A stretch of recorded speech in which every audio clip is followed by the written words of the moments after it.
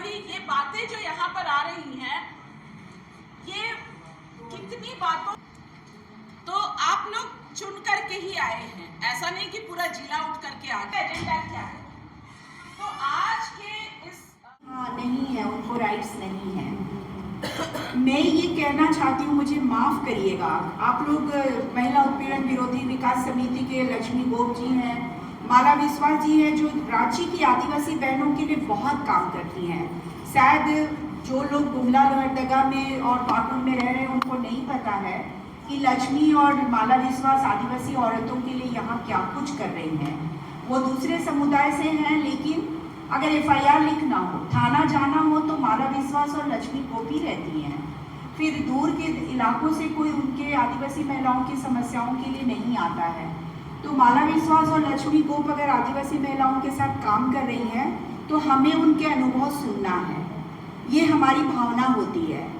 तो मैंने शालिनी साबू से यही अनुरोध किया कि आप जो फाइंडिंग्स में बता रही हैं कि आदिवासी औरतों को ज़मीन पर अधिकार नहीं है, मुझे माफ़ करिएगा, जो भी आदिवासी बहनें यहाँ काम कर रही हैं और 40 साल 50 साल 30 साल से काम कर रही हैं आदिवासी इलाके में, आदिवासी औरत होने के नाते काम कर रही हैं, मुझे माफ़ करिएगा, ये बातें गलत फैलाई जा रही हैं। आदिवासी औरतों को संपत्ति में अधिकार नहीं है, ये बातें इतनी तेज़ी से, इतनी तीव्रता से पूरे राष्ट्रीय स्तर पे फैलाई गई, इतनी इंटरनेशनली भी चली गई। और इंटरनेशनल इंडिजिनस वीमेंस फोरम से हमारे से पूछा जाता है कि what exactly there is there any customary laws for tribal women.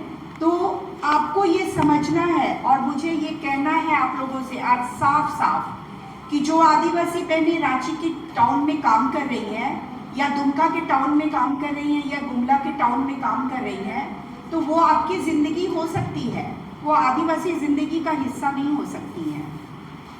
और अगर आप एक वासवी कीड़ों को अगर संपत्ति में अधिकार नहीं मिला, तो आप ये मत बोलिए कि आपकी पूरी समुदाय की औरत को संपत्ति में अधिकार नहीं है। आप ऐसा नहीं बोल सकते। महिला सम्मेलन हो रहा है दीदी, क्या कहेंगे? देखिए, अंतर्राष्ट्रीय महिला दिवस तो 8 मार्च से सेलिब्रेट होता है, लेकिन पूरे मार्च में महिलाएं अपने अधिकारों के लिए दिवस सेलिब्रेट करती हैं। हम लोगों ने 7 और 8 दोनों दिन रखा है और इसमें कई विषयों को कवर करने की कोशिश किया है, जैसे आज वायलेंस अगेंस्ट इंडिजिनस वीमेन का इशू और आदिवासी महिलाएं और व्यापार का। तो अभी तुरंत बजट भी आया है 3 मार्च को। बजट में कुछ बातें, मैया सम्मान योजना तो काफ़ी हाईलाइटेड है, लेकिन केवल उतना से झारखंड नहीं चलेगा। बजट हमारे एक्सपेक्टेशंस का बहुत तो नहीं है, बहुत मुझे लगता है कि पूरे झारखंड के कॉन्टेक्स्ट में अगर बात करिए तो बजट पे भी हम लोगों ने बात किया और बजट झारखंड की ज़रूरतों को अगर के हिसाब से रिफ़्लेक्ट करना है तो थोड़ा और भी नया कुछ गवर्नमेंट को सोचना पड़ेगा। आदिवासी महिलाओं को व्यापार में लाने के लिए सरकार कैसे सुगमता से कुछ प्रावधान कर सकती है।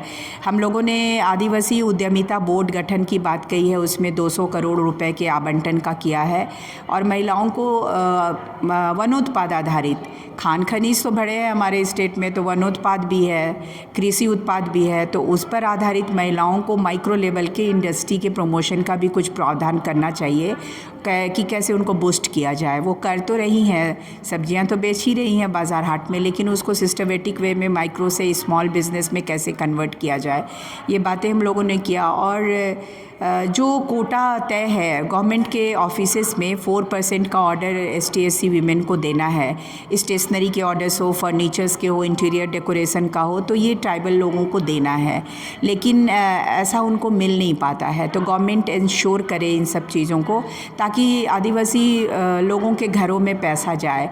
अगर 200 करोड़ का आदिवासी उद्यमिता बोर्ड में प्रावधान सरकार करती है तो आप देखिएगा कि जो भी मिलेट्स के आइटम है, महुआ है, मड़ुआ है, ज्वार बाजरा, रागी, कोदो, कुटकी वगैरह, उसके बिजनेस से देखिएगा काफ़ी महिलाओं के घरों में दसों हज़ार करोड़ आप आदिवासी घरों में पैसा भेज सकते हैं। तो ये सब रोड मैप है जो हम लोग चर्चा कर रहे हैं और सरकार को भी हम लोग मेमोरेंडम देंगे, इसको समर्पित करेंगे।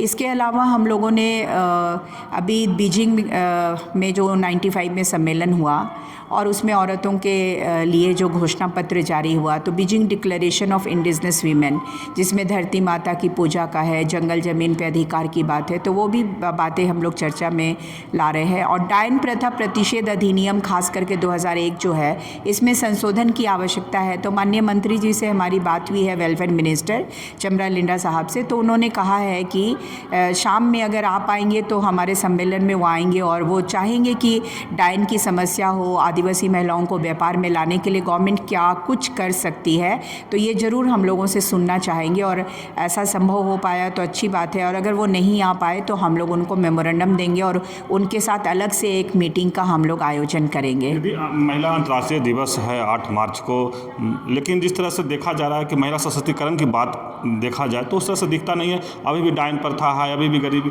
तमाम, अभी भी महिला अभी भी है। वही सारी चीज़ें हम लोगों को स्पष्ट करनी है, हम लोग को वही सारी चीज़ें समझनी है कि जब राज्य बना है तो डायन बता के औरतों की प्रताड़ना, उनकी हत्या, ये सब बंद होना चाहिए।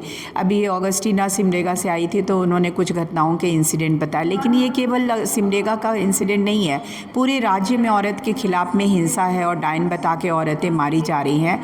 तो उनको लेकर संज्ञान लेना होगा, कड़ी से कड़ी सज़ा का प्रावधान करना होगा। डायन प्रथा प्रतिषेध अधिनियम में एक्चुअली प्रावधान कड़े नहीं हैं। अगर आप किसी को डायन बोलते हैं तो 3 महीने की सज़ा और 1000 रुपये जुर्माना का प्रावधान है। और दूसरा है कि अगर आप डायन बोल के किसी को प्रताड़ित करते हैं तो 6 महीने की सज़ा और 2000 रुपये जुर्माना का प्रावधान है। तो ये काफ़ी नहीं है। जो अपराधी होते हैं वो बहुत ही हिंसक और क्रूर होते हैं, उनको इन सब चीज़ों से डर नहीं लगता है। तो गवर्नमेंट को इसमें अमेंडमेंट करना चाहिए, संशोधन करना चाहिए।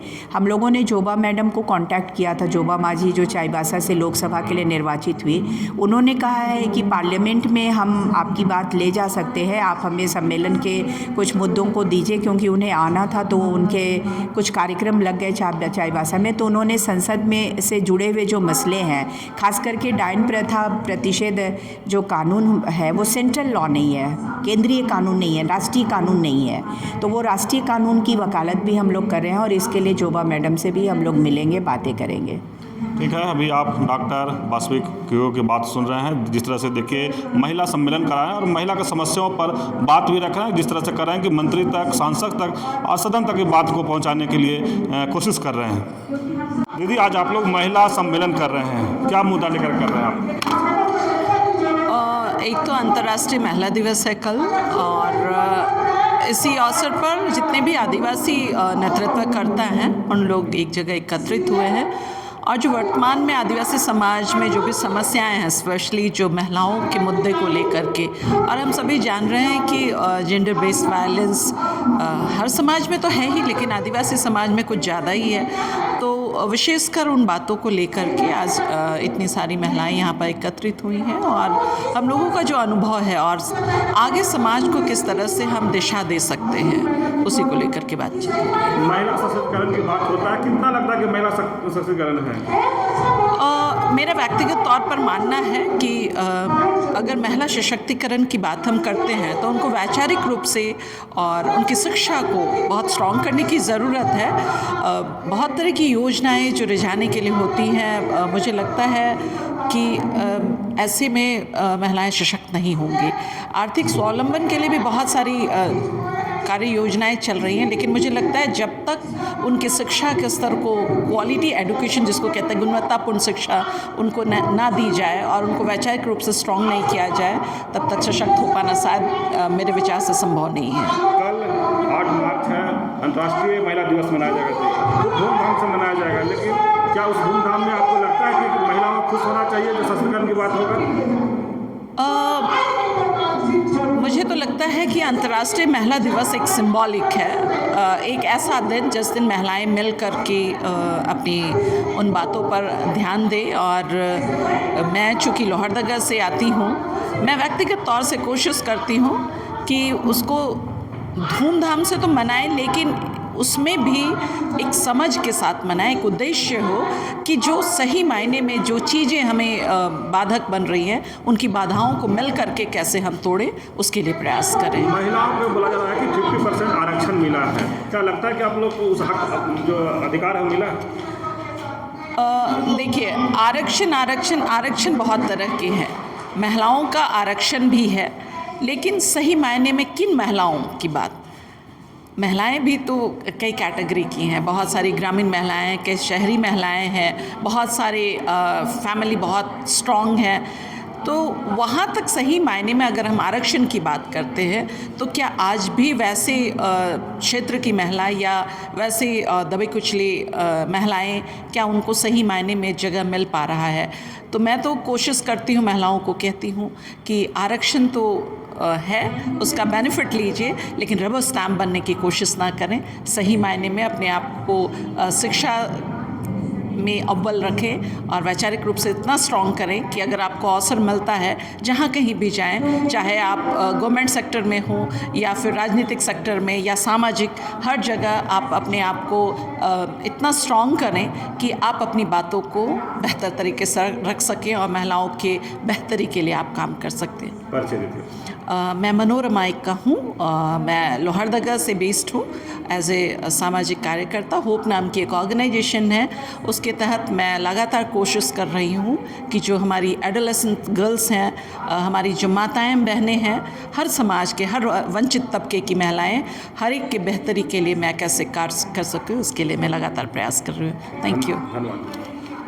आप लोग महिला सम्मेलन करा रहे हैं, और अगर महिला सशक्तिकरण की बात करें तो अभी भी कई ऐसे सुनने का आता है, ऐसे डाइन और कई तरह से महिला प्रताड़ित किया जाता है, तो आप उस पर क्या कहेंगे? देखिए, एक बहुत ही कुप्रथा, ऐसी कुप्रथा है जिस पर प्रतिषेध लगाने के लिए जो कानून है उस पर एक संशोधन की भी ज़रूरत है, जिस पर सरकार को पहल करनी चाहिए। साथ ही साथ आदिवासी महिलाओं के साथ जो केसेस होते हैं उसको लेकर के राज्य स्तर पर जो निगरानी कमेटी होनी चाहिए, उसकी बराबर मीटिंग हो करके उस पर एक जो मॉनिटरिंग होना चाहिए वो हो, और ज़िले में भी जो ST SC थाने को लेकर के जो निगरानी होनी चाहिए महीने में एक बार, वो हो करके उनके लिए विशेष जो प्रावधान है उनको सुनिश्चित किया जाना चाहिए। महिला सम्मेलन में महिलाओं को क्या ये कर रहे हैं आप लोग, जागरूक क्या कर रहे हैं, किस तरफ कर रहे हैं? महिलाओं के जो मुद्दे हैं, विशेषकर आदिवासी महिलाओं के लिए राजनीतिक रूप से, आर्थिक रूप से, सांस्कृतिक रूप से उसको कहने की कोशिश कर रहे हैं। और यह हमारी मांग है कि महिलाओं को, विशेष करके आदिवासी महिलाओं को हर प्रकार की जो भी सरकारी योजनाओं में उनको भागीदारी बनाया जाए, और लोकसभा, विधानसभा में आदिवासी महिलाओं के लिए और सभी महिलाओं के लिए जो आरक्षण होना चाहिए उसको सरकार स्वीकार करे, और आरक्षण का जो बिल पेंडिंग पड़ा हुआ है वो लोकसभा से पारित होना चाहिए। महिला दिवस में हमारी ये मांग है, क्योंकि जब तक सदन से लोग महिलाओं को नहीं सुनेंगे तब तक कैसे कुछ हो पाएगा। मेरा नाम अगस्टीना है और मैं सिमडेगा से आती हूँ। आप लोग महिला सम्मेलन कर रहे हैं, क्या उद्देश्य है इसका? मेरा नाम सुनीता लकड़ा है और हम महिला आंदोलन से, काफ़ी आंदोलनों से जुड़े हुए हैं। और आज का जो महिला, खास करके आदिवासी महिलाओं का सम्मेलन करने का जो मकसद है वो ये है कि आदिवासी महिलाओं से जो हिंसा जो हो रहा है या फिर उनके ज़मीन के जो मसले हैं, उन तमाम मुद्दों पे हम लोग एक डिस्कशन रख रहे हैं। हम लोग एक घोषणा पत्र बना रहे हैं और सरकार को समर्पित करेंगे ताकि उस पर एक्शन हो सके। 8 मार्च का अंतर्राष्ट्रीय महिला दिवस मनाया जाता है, लोग मनाते भी हैं, लेकिन जो महिलाओं पर अत्याचार की बात या सशक्तिकरण की बात अभी तक कितना आप देखते हैं? उसको कैसे देखते हैं अत्याचार होता है? अंतर्राष्ट्रीय महिला दिवस मनाने का उद्देश्य ही यही रहा है कि महिलाएं अपने मुद्दों को एक मंच के द्वारा सरकार तक और बाहर दुनिया तक अपनी बातों को रख सकें, और उसका बहुत फ़ायदा भी होता है। एक बहाने से हम सब महिलाएं एक साथ जुड़ते हैं और अपनी अपनी समस्याओं से डिस्कशन करते हैं, चर्चा करते हैं, और उसको हम लोग कोशिश करते हैं कि उस पर हम लोग पॉलिसी निर्माण के लिए सरकार को दे सकें। और इसलिए हम लोग एक घोषणा पत्र भी बना रहे हैं जिसमें कि हम सरकार को जाके चिन्हित मुद्दों को जाके उनको देंगे और फिर उस पर एक्शन के लिए उनसे बात करेंगे। आज महिला सम्मेलन करा रहे हैं जी, कल 8 मार्च को अंतर्राष्ट्रीय महिला दिवस है, क्या करेंगे? कल हम झारखंड में रांची शहर में अपने कार्यक्रम को सुनिश्चित किए हैं, और हम अंतर्राष्ट्रीय महिला दिवस के अवसर पर हम विशेषकर महिला मजदूरों को, उनके लिए हम कहना चाहेंगे जो घर घर में जाकर काम करती है, डोमेस्टिक वर्कर महिलाएं हैं, वे महिलाएं विशेषकर सुबह से लेकर शाम तक दूसरों की मदद करती हैं। और वे अपना काम छोड़ करके दूसरों की सहायता, जैसे खाना बनाना, बर्तन धोना, बच्चों की रखवाली करना, बुजुर्गों की देखभाल करना, ऐसी काम करती हैं। हम उन महिलाओं के लिए कहना चाहेंगे कि वे महिलाएं बहुत ही निचले तबके से आती हैं और वे अपना जीवन यापन करने के लिए ये कामों को चुनती हैं, क्योंकि उनके पास रोज़गार का कोई साधन नहीं होता है और वे अपना जीवन यापन करने के लिए, परिवार को चलाने के लिए, बच्चों को पढ़ाने के लिए, ये सब मजदूरी करने के लिए वे इस काम को चुनती है और बहुत बाखूबी से करती है। लेकिन इस काम के बदले उन्हें कोई सही तरीके से मजदूरी उनको नहीं दिया जाता है। उनका कोई वेतन का कोई निश्चित नहीं है, चाहे उनके लिए कहें तो कोई छुट्टी भी नहीं होती है। वे सप्ताह के 7 दिन काम करती हैं और बीमार होने पर भी अगर वे नहीं आती हैं तो उनका वेतन काट लिया जाता है। उनका कोई ऐसा नहीं है कि वे छुट्टी है तो उनका वेतन मिलता है, अगर वे नहीं आई तो उनका वेतन काट लिया जाता है। तो सरकार से मेरा यही निवेदन है कि मैं कहना चाहूँगी कि ऐसी महिलाओं के लिए, ऐसे मजदूर करने वाली महिलाओं के लिए वेतन भी सुनिश्चित किया जाए और सप्ताह में उनके लिए कम से कम 1 दिन का छुट्टी दिया जाए, ताकि वे भी अपना समय घर पर और बच्चों के साथ बिता पाए। क्योंकि वे घर घर जाकर काम करती है तो वे सुबह से लेकर शाम तक तो वे अपने बच्चों और परिवार के लिए कोई भी समय नहीं दे पाती है। पढ़ाई से लेकर अगर बच्चे बीमार हैं तो भी उसकी माँ अगर काम पे है तो घर में बच्चों को समय नहीं दे पाती है। तो कम से कम 1 दिन सप्ताह में उनके लिए अगर समय मिल जाता तो बहुत ही अच्छा होता उनके लिए और परिवार के लिए भी। कैमरा के लिए परिचय अपना बता देंगे। मेरा नाम संगीता है और मैं फ़िलहाल घरेलू कामगार महिलाओं से ही रिलेटेड उनके लिए काम कर रही हूँ और विशेषकर सरकार से मैं ये भी निवेदन करती हूँ कि उनका श्रम कार्ड बहुतों के पास नहीं है और अगर है भी तो वे उसका लाभ नहीं ले पा रही हैं। तो ऐसी महिलाओं को विशेष लाभ दिया जाए। धन्यवाद। महिला सम्मेलन कर रहे हैं। 8 मार्च को अंतर्राष्ट्रीय महिला दिवस ही है, लेकिन महिला सशक्तिकरण पर बात करें तो आज भी कहीं न कहीं डाइन प्रथा तमाम महिला के ऊपर अत्याचार होता है। उस पर आप लोग क्या सम्मेलन में बात रख रहे हैं? देखिए, डाइन प्रथा जो बोल रहे हैं, पहली बात मैं ये बता दूं कि हम लोग की ये प्रथा नहीं है आदिवासियों की, पर घटनाएं तो हैं जो बताती हैं कि हाँ डाइन बोल करके कुछ होता है, ऐसा लोगों का विश्वास है, पर प्रथा इसको मत बोलिए। पहली बात तो हम लोग चाहते हैं कि ये जो डाइन कहा जा रहा है, विशेष खास करके ऐसी महिलाओं को जो बेसहारा हैं या अकेली हैं, विधवा है या फिर थोड़ा ज़्यादा बोलने वाली है, ऐसे लोगों को टारगेट करके डाइन इंगित किया जाता है। जो थोड़ा लीक से हट करके काम करती हैं तो डाइन के रूप में उनको चिन्हित कर देता है समाज। और कई बार हम लोग देखते हैं कि उनकी हत्या भी होती है, पूरे परिवार की भी हत्या होती है। जिस ज़िले से मैं आती हूँ शायद उस ज़िले से ही हत्या की शुरुआत हुई थी 90 के दशक में, और ये फैलते फैलते ये हत्या करने का जो तरीका है वो देख करके बाकी सब ज़िले में भी शुरू हो चुका है। तो ये महिलाओं के प्रति एक हिंसा का ही एक रूप है कि महिलाओं को टारगेट करके उनके ऊपर कुछ आरोप लगा दिया जाए और उनकी हत्या कर दी जाए। एक तो ये बात है। और जब इस पर पूरे राज्य में आवाज़ उठा, मीडिया ने भी बहुत इसमें अच्छा रोल निभाया है अपना, कि इस मुद्दे को जहाँ जहाँ भी घटना हुई, रिपोर्टिंग हुई, उसको कवर किया है और अच्छे आर्टिकल के साथ भी छापा है।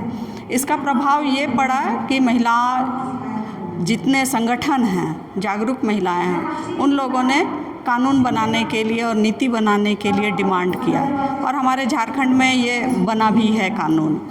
लेकिन ये कानून अगर देखें तो देश के दूसरे हिस्से में, दूसरे राज्य में जो कानून बना है उससे बहुत कमज़ोर, लचर पचर है। उस कानून में हम चाहते हैं, जो झारखंड का हमारा कानून है, उस कानून में कुछ अमेंडमेंट लाए, जैसे कि एक तो प्रथा का शब्द हटाए, दूसरी बात यह है कि उसमें सज़ा का जो प्रावधान रखा गया है वो बहुत कम समय का है। इससे कोई डरता नहीं है, कुछ दिनों के लिए, महीने भर के लिए कोई डरेगा नहीं। उसको दूसरे राज्य के तर्ज पर ज़्यादा सालों का सज़ा का प्रावधान हो। तीसरा, उसमें दंड के रूप में, आर्थिक दंड के रूप में भी बात कही गई है कानून में, पर दंड का अमाउंट भी बहुत कम है। कोई नहीं डरेगा, यूं ही जेब से निकाल करके तुरंत डाल देगा। तो ऐसा होना चाहिए कि ये नॉन बेलेबल कानून जो बना है उसको उसी तरह से उसका दंड भी मजबूत होना चाहिए। तो कानून में हम थोड़ा अमेंडमेंट लाने की मांग रख रहे हैं। अगर सरकार देखना चाहे कि किस राज्य में ऐसा अच्छा कानून बना है तो थोड़े बहुत कमियों के साथ राजस्थान का कानून का नमूना भी देखा जा सकता है कि वहाँ का कैसा कानून बना है। मेरा नाम ज्योत्सना तिर्की है और मैं पश्चिमी सिंहभूम जिला से आई हूँ। क्यों नहीं उठाएंगे? मेरा अधिकार है। वो भी तो किसी की माँ है, वो भी तो किसी की बेटी है, उसका भी दिल है, उसका भी शरीर, उसका भी दर्द होता है। वो लोगों का पीड़ा को जानना होगा। लेकिन पता नहीं किस मिट्टी का बने हैं, लेकिन इस मुंह से बोलने में भी थोड़ा सा शर्म नहीं लगता है कि आप उस केस में इन्वॉल्व मत होना। क्यों नहीं करेंगे? अगर हम ही साथ नहीं देंगे एक बहन को या एक दीदी को, तो देगा कौन साथ? ये सच बोल रही हो कि झूठ बोल रही बहने? बताइए दीदी। ऐसे बहुत सारा घटना है। थाना में केस लेते हुए मेरे ही एरिया का मैं बता रही हूँ। उस लड़की नाबालिग थी, लेकिन बहना फुसला के लेके गया। 1 साल रखा। लास्ट हम लोग उसको बोले केस करो, केस भी किया, रखा भी उसका घर में। रखने के बावजूद 1 साल के अंदर में उस बच्ची को मार दिया गया। दर्द होता है क्योंकि अपना